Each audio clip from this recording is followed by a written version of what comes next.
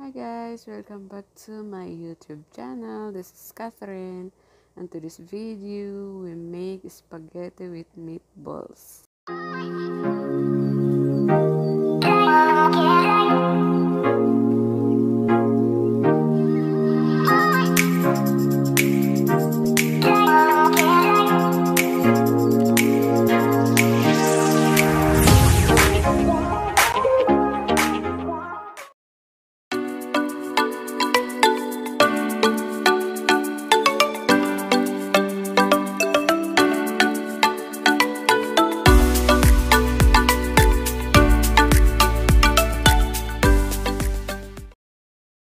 So yun guys, ang first step natin is kuha ka ng frying pan, lagyan mo ng small amount ng oil, at make sure na mainit yung oil bago mo ilagay ang meatballs.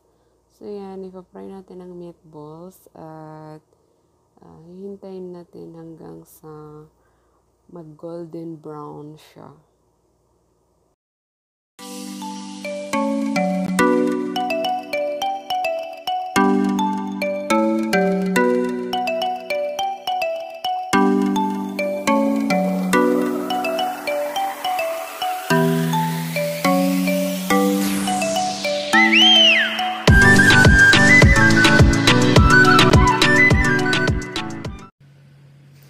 So now guys, lulutuin naman natin ang ating sauce sa ating spaghetti. So yung pinaglutuan natin ng meatballs, yun na rin ang paggisahan natin ng sibuyas.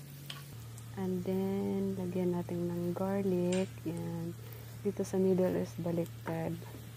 Sibuyas muna bago garlic. Sa Pilipinas naman garlic bago sibuyas.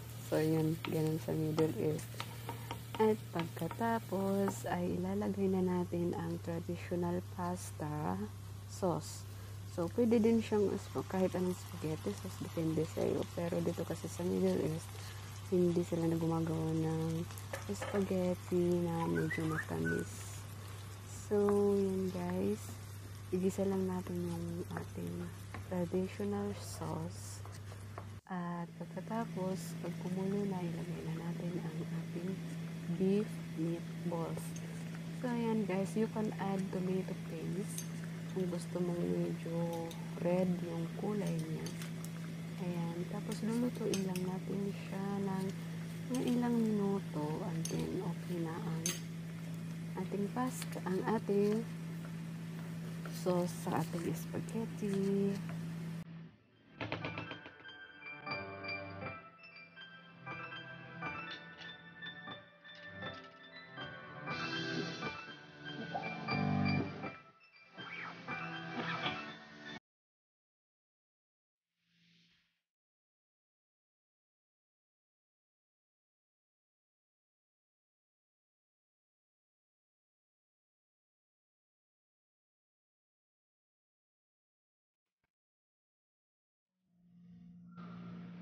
So, ngayon guys, ay lulutuin natin yung ating spaghetti noodles. So, maglagay ng tubig, at lagyan ng small salt and oil. Tapos, papakuluin natin siya.